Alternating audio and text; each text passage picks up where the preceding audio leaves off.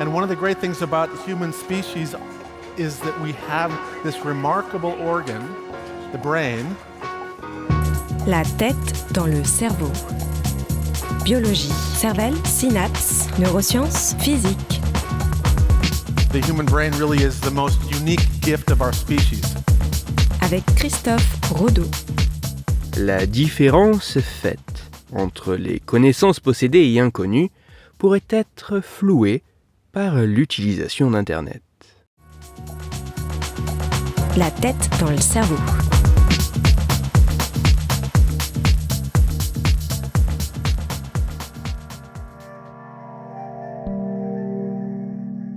Personne ne peut tout savoir. Néanmoins, il est tout de même possible de surmonter cette limite. Pour ce faire, il suffit de s'appuyer sur les connaissances des autres. En puisant dans les connaissances que chacun possède, il est possible de s'enrichir de bien plus d'informations que celles que nous maîtrisons personnellement. Ainsi, personne n'a besoin de tout savoir. Nous avons seulement besoin de faire la différence entre les connaissances que nous possédons et celles que nous ignorons et de savoir qui est la personne qui sait ce que nous cherchons. C'est par ce partage de connaissances qu'il est ainsi possible de repousser les limites de notre seul niveau de savoir. Mais le fait que depuis le dernier quart de siècle, cet autre ne soit plus forcément humain, peut-il poser problème ?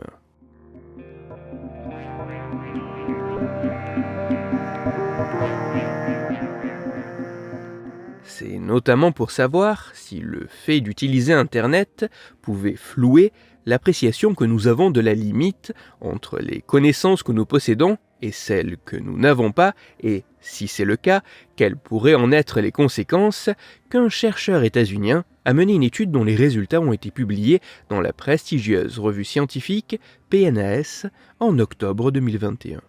Pour ces travaux, le scientifique a effectué plusieurs expériences sur, au total, plus de 1900 participants. Dans les grandes lignes, toutes ces expériences avaient à peu près le même déroulement. Tout d'abord, chaque volontaire devait répondre à des questions de culture générale. Pour ce faire, la moitié de ceux-ci pouvaient utiliser Google, alors que l'autre moitié des participants devait se contenter de leurs propres connaissances personnelles.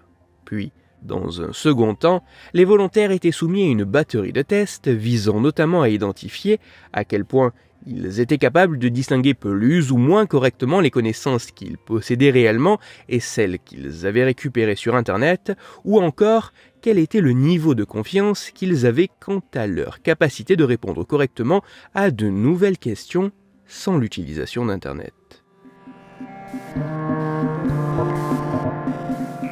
Sans que cela soit vraiment étonnant, les résultats de ces expériences mettent en évidence que lorsque les participants utilisent Google pour répondre à leurs questions, ils obtiennent, en moyenne, plus de réponses correctes que lorsqu'ils se contentent de leurs propres connaissances.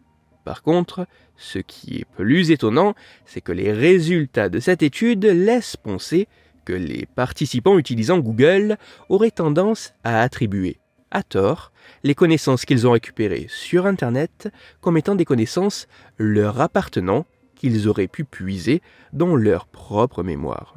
Une attribution erronée associée à un niveau de confiance significativement plus élevé chez ces individus par rapport à ceux n'utilisant pas Google quant à leur capacité de répondre correctement à de nouvelles questions sans l'utilisation d'Internet. Une surconfiance qui ne correspond pas à la réalité des performances observées, ne se distinguant pas de celles des autres participants, si une nouvelle batterie de questions est effectivement proposée.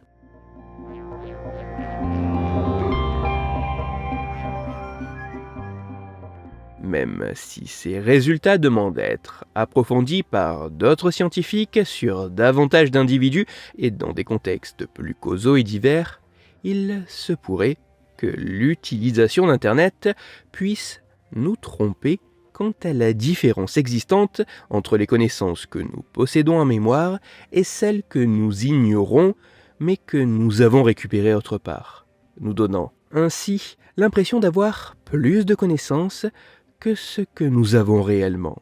Ceci pourrait au moins en partie s'expliquer par la quasi-instantanéité de la réponse apportée par Internet, ne nous permettant pas vraiment de constater notre ignorance. Si personne ne peut tout savoir, l'utilisation d'Internet pourrait nous donner l'impression biaisée que nous en savons plus que ce qu'il en est réellement. Pour aller plus loin, je vous renvoie vers un article disponible gratuitement en ligne mais en anglais qui a pour titre « People attribute information they found online to their own memory instead of the Internet ». Il est écrit par Patricia Sanchez et il est à retrouver sur le site psypost.org. Toutes les études scientifiques m'ayant servi à écrire cet épisode, ainsi que les références de l'article pour aller plus loin, se trouveront sur mon site, Cerveau en argot, dont le lien se trouve dans la description de l'épisode. Dans cet épisode, j'ai parlé de l'importance de la manière dont une information nous est présentée. C'est pour cela que je vous invite à écouter l'épisode numéro 208 de La tête dans le cerveau. Dans celui-ci, vous pourrez découvrir ou redécouvrir que le simple fait d'être confronté plusieurs fois à une information même totalement aberrante pourrait la rendre plus vraisemblable. Pour continuer à échanger, vous pouvez me retrouver sur les réseaux sociaux, sur YouTube ou me contacter par mail. Tous les liens sont dans la description de l'épisode.